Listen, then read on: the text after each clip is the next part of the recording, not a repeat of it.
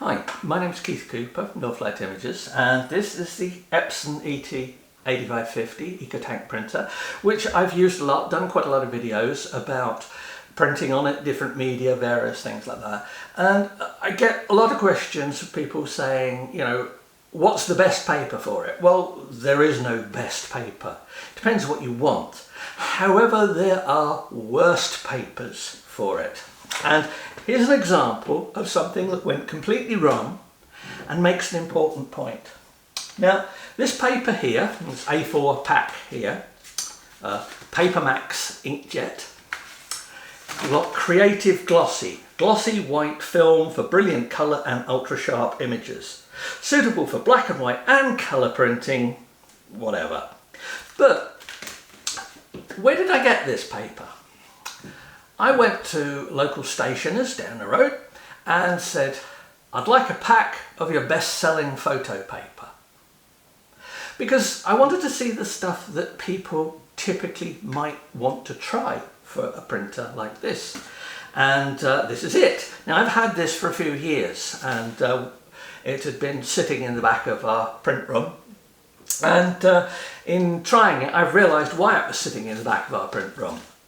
It's awful.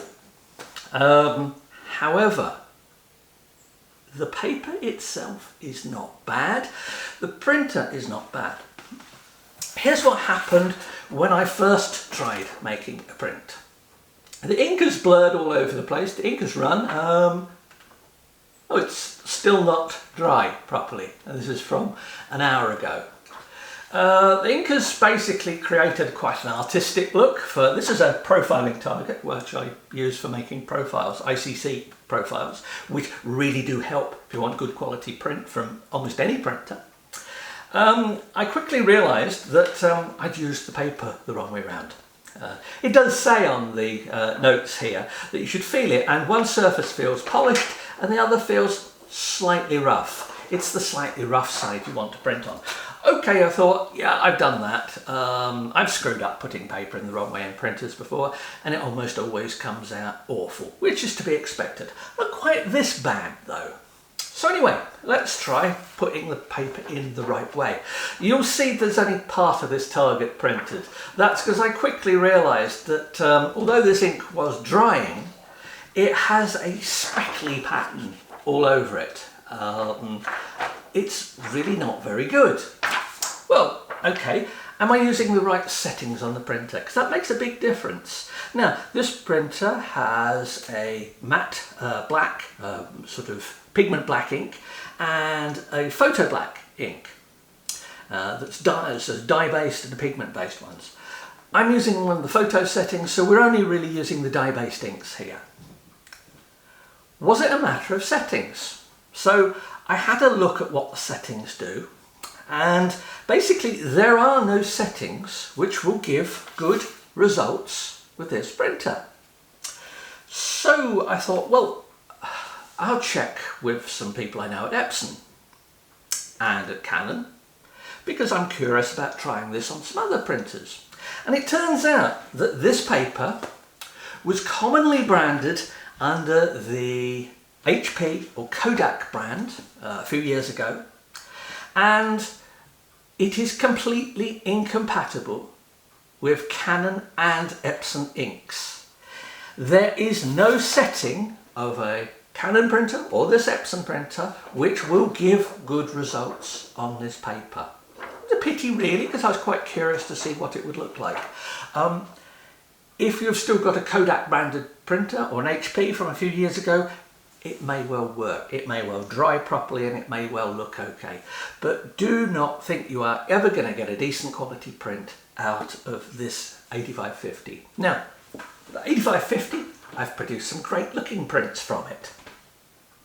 Similarly, on Canon printers of this size, I've produced some great looking prints. However, put a paper in, and it's not a bad paper, put an incompatible paper into a printer like this, and the best that's happened, you will get a blurred print. The worst that happen is the wet ink will get all over the rollers in the printer and you'll take ages cleaning it.